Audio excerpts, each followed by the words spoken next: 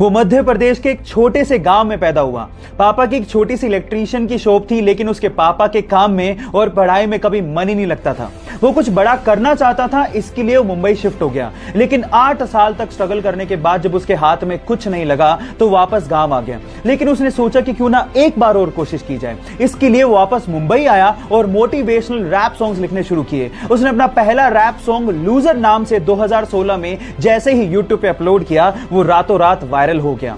वो एक ऐसा रैपर था जिसने कभी भी अपना सॉन्ग किसी भी बड़ी म्यूजिकल कंपनी को नहीं बेचा और हमेशा अपना सॉन्ग यूट्यूब के अपने चैनल पे अपलोड किया। फिर अकेला हुआ तो पता लगा मेरा हिम्मत ही मेरा असली साथी है, और इस लड़ाई को लड़ने के लिए मेरा खुद का साथ ही मेरे लिए काफी है। एक आवाज बोलती थी खत्म नहीं हुआ बे, पिक्चर अभी बाकी है। हर कुत्ते का दिन आता है साले, फिर तो तू एक छोटा हाथी है। बंदे का नाम है डीनो जेम्स। गाइस, छोटे से गांव से निकले इस रैपर के लिए एक हार्ट तो बनता है। पिकासो के एक पेंटिंग एग्जीबिशन में एक महिला पिकासो के पास आकर एक पेपर और पेन देकर कहती है कि पिकासो, मैं आपकी बहुत बड़ी फैन हूं, क्या आप मेरे लिए कुछ ड्रॉ करेंगे? पिकासो ने 30 सेकंड लगा के एक बहुत ही वंडरफुल सी पेंटिंग ड्रॉ करके उसको दी। उसके बाद वो थैंक यू कह के वहां से जब जाने लगी तो पिकासो ने पीछे से आवाज लगाते हुए कहा कि एक्सक्यूज मी लेडी, इस पेंटिंग की कीमत $1 मिलियन है और आपको पे करनी पड़ेगी। तो उस महिला ने जवाब दिया कि क्या बात कर रहे हो पिकासो, आपने सिर्फ 30 सेकंड लिए और आप $1 मिलियन मांग रहे हो? तो पिकासो ने कहा कि इस पेंटिंग को 30 सेकंड में बनाने में मुझे 30 साल की मेहनत लगी है। गाइस, यहां सीखने लायक बात यह है कि किसी चीज को शिद्दत से सीखने में आपके द्वारा लगाया गया वक्त अनुभव में बदलकर उस वक्त की कीमत जरूर चुकाता है। उसका जन्म मुंबई के एक चोल में एक स्टंटमैन के घर पे हुआ। पिताजी को काम के इतने पैसे नहीं मिलते थे, इसीलिए वो चाहते थे कि उनका लड़का कम से कम पढ़ लिख कर एक नौकरी लग जाए। इसके लिए उसने इंजीनियरिंग की पढ़ाई पूरी की। लेकिन इसी दौरान जब उसे एक जॉब का लेटर मिला तो उसने अपने पैशन के लिए उस जॉब के लेटर को फाड़ते हुए कहा कि वो 9 से 5 की नौकरी के लिए नहीं बना है। इसके बाद उसने गैंग्स ऑफ वासेपुर में एज एन असिस्टेंट काम शुरू किया और फिर पीछे मुड़ के कभी नहीं देखा। मसान मूवी से उसने सबका ध्यान अपनी तरफ खींचा, राजी मूवी से सबके दिलों में जगह बनाई और संजू मूवी के कमली किरदार से उसने सबको रुला के रख दिया। फिर उसके बाद उरी मूवी में दमदार किरदार करके नेशनल अवार्ड तक जीता। 3 साल पहले जिसे कोई जानता तक नहीं था, आज उसने अपनी एक्टिंग और अपनी मेहनत से करोड़ों दिलों में जगह बना ली। विकी कौशल के इस मेहनत के लिए एक लाइक तो बनता है। नॉर्मल बैलेंसिंग करना भी बहुत मुश्किल काम है, और अगर कोई आपसे कह दे कि रस्सी पे बैलेंसिंग करनी है तो भी हमें 100 बार सोचना पड़ जाए।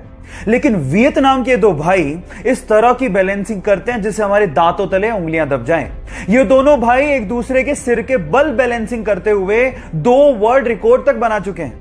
पहला वर्ल्ड रिकॉर्ड उन्होंने 2016 में स्पेन में बनाया था, जहां दोनों ने एक दूसरे के सिर के बल बैलेंसिंग करते हुए 90 सीढ़ियां चढ़ गए थे। और उसके बाद तो उन्होंने हद ही कर दी। 2018 में उन्होंने एक शो के दौरान एक भाई ने आंख पे काली पट्टी बांधी और दूसरे ने सिर के बल बैलेंसिंग करते हुए सीढ़ियां चढ़े भी और वापस उतरे भी। Oh my God! इससे तो यही समझ में आता है कि a perfect practice makes a man perfect. अगर आप किसी चीज की परफेक्ट प्रैक्टिस कर लेते हो तो कुछ भी संभव है।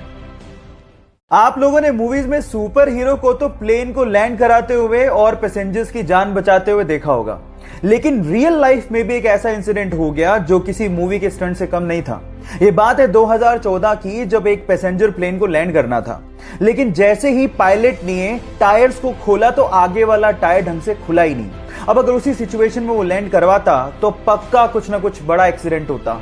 लेकिन इतने में होती है हमारे सुपर हीरो की एंट्री विद पिकअप। वो एक जीप लेके आता है और आगे के टायर को करवाता है लैंड अपनी जीप में और फिर प्लेन ढंग से लैंड होता है। ये घटना किसी स्टंट से कम नहीं है। बहरहाल उसने अपनी जाबाजी से बहुत से पैसेंजर्स की जान बचाई, तो इस बंदे के लिए एक लाइक तो बनता है। लाखों बच्चों को पीछे छोड़ते हुए एग्जाम में टॉप करना कोई छोटी बात नहीं है, और कुछ ऐसा ही कर दिखाया पिछले साल के 10वीं एग्जाम के रिजल्ट में नंदिनी गर्ग ने, जिसने 500 में से 499 नंबर बनाए। अब उसकी सक्सेस के पीछे टोटल 5 रीजंस हैं जो उसने शेयर किए। नंबर 1, एनसीईआरटी से अच्छा बुक है ही नहीं, बहुत ध्यान से पढ़ो। नंबर 2, 5 से 6 घंटे का रेगुलर स्टडी जरूर करो और जो नॉन प्रोडक्टिव काम है उन्हें छोड़ दो। नंबर 3, रिवीजन सबसे इंपॉर्टेंट है, यही है सक्सेस का असली मंत्र। नंबर 4, एग्जाम में लिखने का तरीका ठीक से रखना बहुत ज्यादा जरूरी है, क्योंकि काफी बार हमें बहुत कुछ आता है लेकिन लिख ही नहीं पाते। और नंबर 5, हर एक क्वेश्चन के लिए टाइम डिसाइडेड होना चाहिए। ऐसा नहीं कि हमें ज्यादा आता है तो हम लोग टाइम का ध्यान ना रखें। सो ये 5 रीजन हैं जिसकी वजह से उसने टॉप किया। आप इन रीजंस को अपना के टॉप कर सकते हैं। मुझे आज भी याद है कि सन 2014 में दिल्ली का एक साधारण सा लड़का रातों रात सेलिब्रिटी बन गया था। कोई भी न्यूज चैनल खोल रहे थे, उसका इंटरव्यू आ रहा था, उस पे मेम्स बन रहे थे।